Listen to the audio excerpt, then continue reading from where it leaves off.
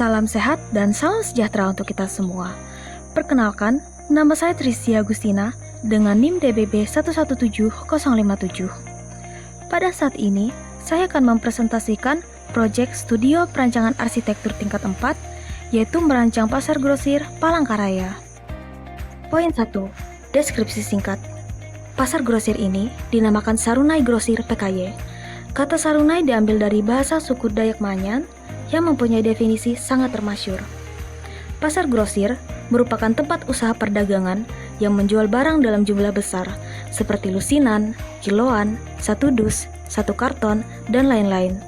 Lokasi Sarunai Grosir PKY terletak di pusat kota Palangkaraya yang menjadi satu-satunya pusat grosir yang ada di area Kalimantan Tengah. Dengan luas lahan 7.500 meter persegi, maka didapatkanlah KDB 40% sekitar 3.000 meter persegi. Poin kedua, sirkulasi. Yang pertama adalah sirkulasi kendaraan pengunjung. Sirkulasi yang terbagi menjadi dua jalur terpisah yang menghadap ke jalan arteri. Bentuk sirkulasi ini bertujuan untuk menghindari kemacetan di jalan arteri. Sirkulasi kedua berada di jalur sekunder pertama. Fungsi utama dari sirkulasi ini adalah jalan masuk mobil penyelamat ketika terjadi bencana, sehingga proses evakuasi korban bisa dilakukan secepat mungkin. Sirkulasi yang ketiga terletak di jalan sekunder kedua, difungsikan sebagai jalur masuk pengelola dan juga sebagai jalur masuk truk barang. Ini merupakan sirkulasi pengunjung dari arah timur.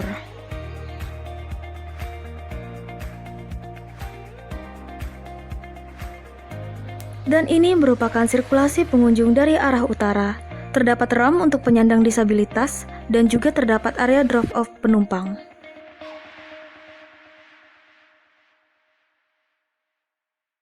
Sirkulasi pengelola dari belakang bangunan dan ini menuju lift service. Sirkulasi barang dimulai dari ruang bongkar muat dan langsung menuju gudang. Setelah itu, barang didistribusikan ke perlantai melalui lift barang. Poin ketiga, sistem struktur.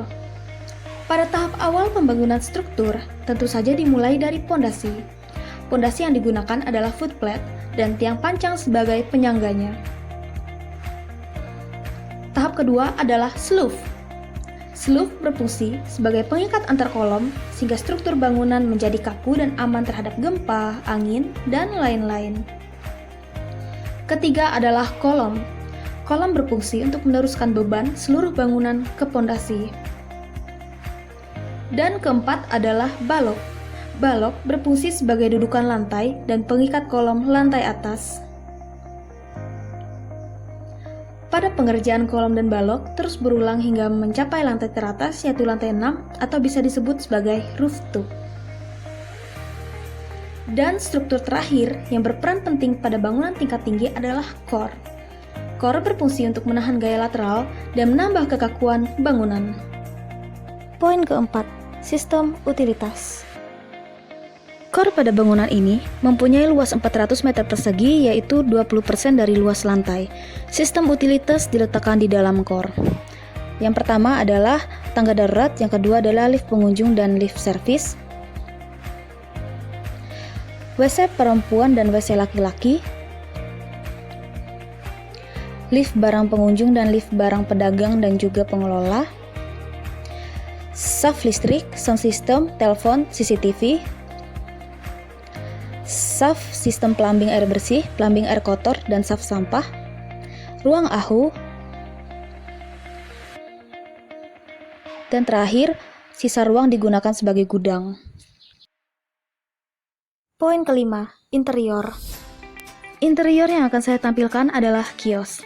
Karena bangunan ini bersifat komersil atau menjual, sehingga kios adalah ruang yang paling penting untuk menunjang fungsi dari bangunan ini. Luas kios ini sendiri adalah 25 meter persegi, dan kios yang saya tampilkan juga menjual bahan sandang atau pakaian.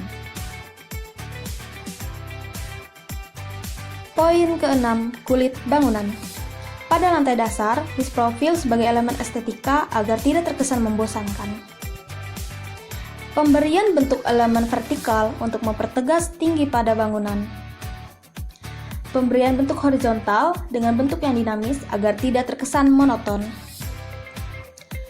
Pada balkon telah tersedia pagar agar keamanan pengunjung lebih terjamin.